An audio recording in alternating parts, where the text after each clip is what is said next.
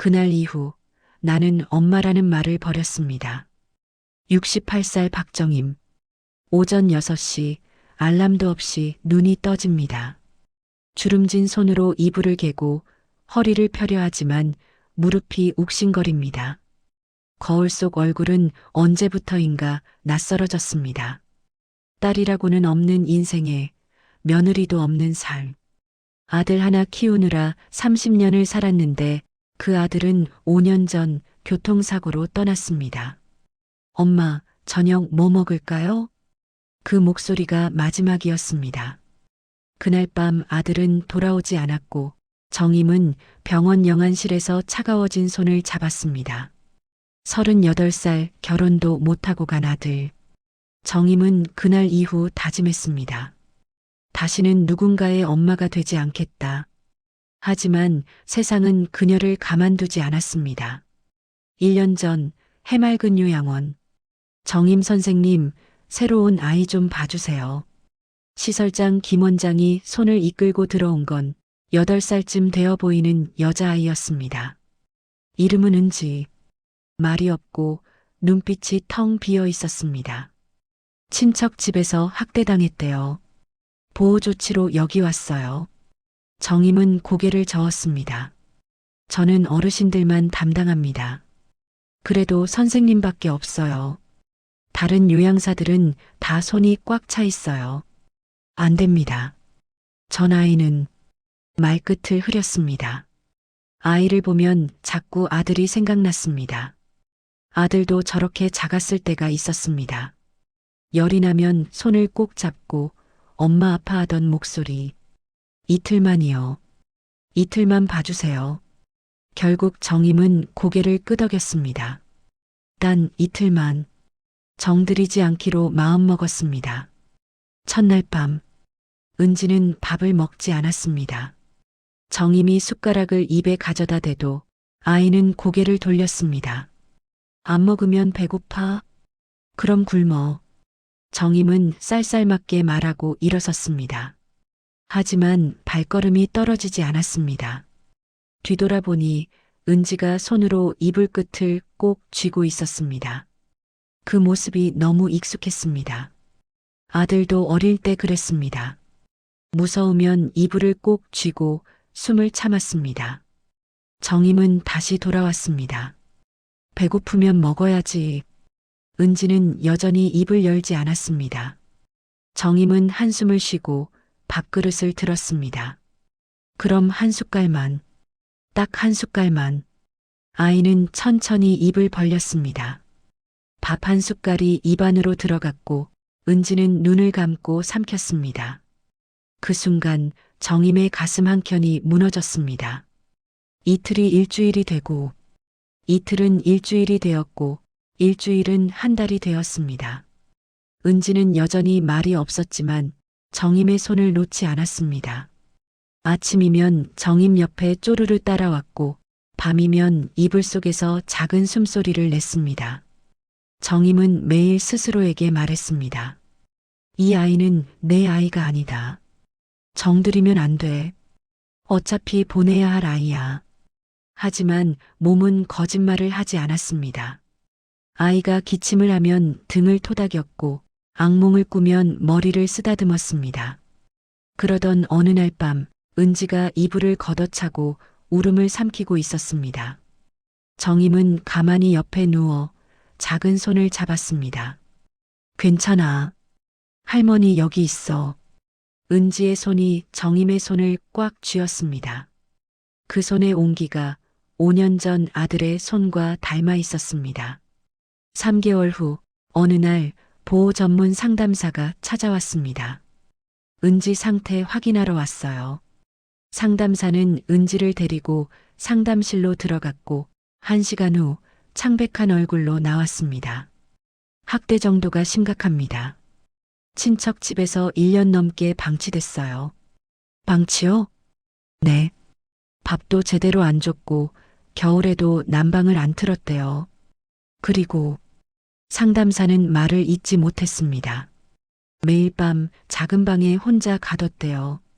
울면 안 된다고, 소리 내면 안 된다고. 정임의 손이 떨렸습니다. 그래서 말을 안 하는 건가요? 네. 트라우마예요. 말하는 게 무서운 거예요. 정임은 주먹을 쥐었습니다. 가슴속에서 뜨거운 무언가가 치밀어 올랐습니다. 그 사람들은 어떻게 됐어요? 조사 중입니다. 하지만 은지는 곧 다른 시설로 옮겨야 해요. 왜요? 여기는 임시보호시설이잖아요. 장기 입소가 불가능해요. 정임은 목이 메었습니다. 언제요? 다음 달까지요. 한 달, 고작 한 달. 그날 밤부터 은지는 매일 악몽을 꾸었습니다. 싫어요. 잠결에 중얼거리는 아이의 목소리. 정임은 이불을 덮어주고 등을 토닥였습니다.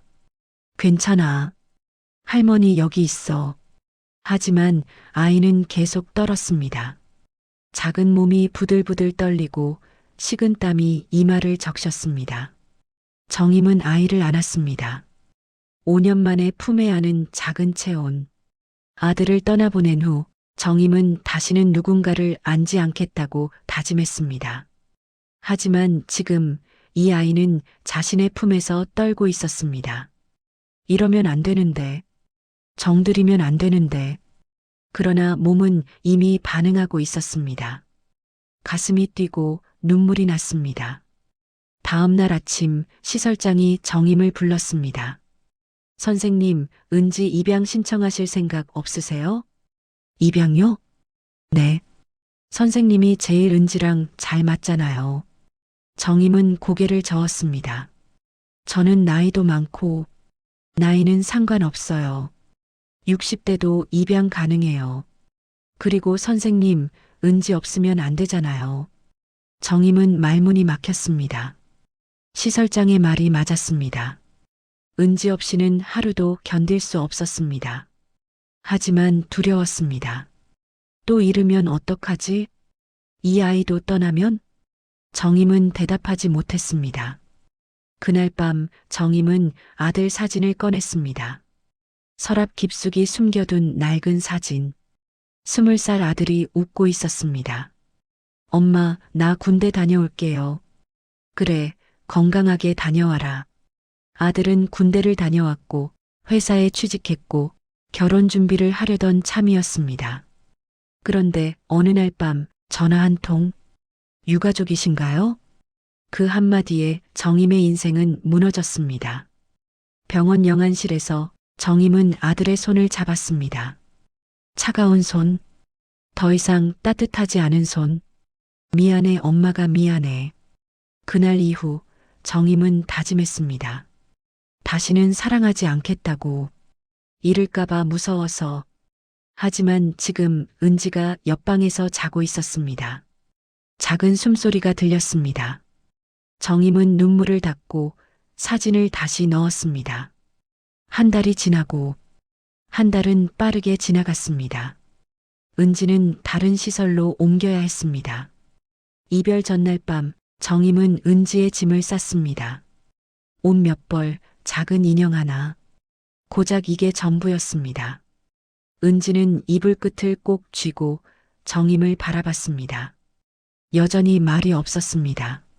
하지만 눈빛이 말하고 있었습니다. 가지 마세요. 정임은 고개를 돌렸습니다. 눈물이 날 것 같았습니다. 은지야 할머니는 말을 잇지 못했습니다. 목이 메었습니다. 그때 은지가 정임의 손을 잡았습니다. 작고 따뜻한 손, 아들의 손과 닮은 손. 정임은 그 손을 꼭 쥐었습니다. 다음 날 아침 시설 앞에 차가 도착했습니다. 은지를 데리러 온 직원이 내렸습니다. 은지야 가자. 은지는 움직이지 않았습니다. 정임의 손을 꼭 쥔 채 고개를 저었습니다. 은지야. 정임은 무릎을 꿇고 아이와 눈을 맞췄습니다. 할머니가 미안해. 할머니가 용기가 없었어. 눈물이 주르륵 흘렀습니다. 5년 만에 흘리는 눈물. 아들을 보낸 후 단 한 번도 울지 않았던 정임이 지금 이 아이 앞에서 울고 있었습니다. 할머니는 또 잃을까봐 무서웠어. 너까지 잃으면 할머니는. 그때였습니다. 은지가 입을 열었습니다. 할머니 가지 마세요. 첫말이었습니다. 1년 만에 처음 내뱉은 말. 정임은 숨이 멎었습니다. 은지야. 가지 마세요. 은지 혼자 두고 가지 마세요. 아이의 목소리가 떨렸습니다. 눈물이 뚝뚝 떨어졌습니다. 정임은 아이를 꼭 안았습니다. 안 가. 할머니 안 가. 시설 직원이 난처한 표정으로 물었습니다. 그럼 어떻게 하시려고요? 정임은 아이를 안은 채 고개를 들었습니다. 입양 신청하겠습니다. 이 아이 제가 키우겠습니다. 석 달 후 법원 심판. 정임은 떨리는 손으로 서류를 받았습니다. 입양 허가. 판사가 말했습니다. 박정임 씨, 정말 이 아이를 키울 자신 있으신가요? 네. 제가 이 아이 엄마 되겠습니다. 판사는 고개를 끄덕였습니다. 허가합니다. 그 순간 정임은 눈물을 참지 못했습니다. 5년 만에 다시 엄마가 되었습니다.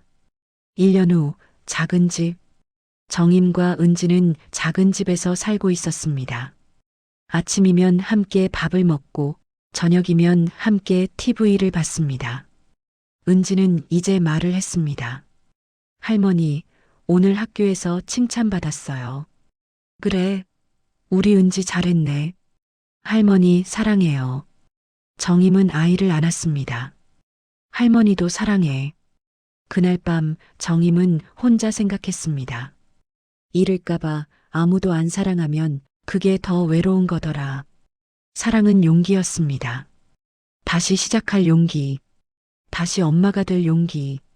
정임은 은지의 머리를 쓰다듬었습니다. 잘 자, 우리 딸. 은지는 웃으며 잠들었습니다.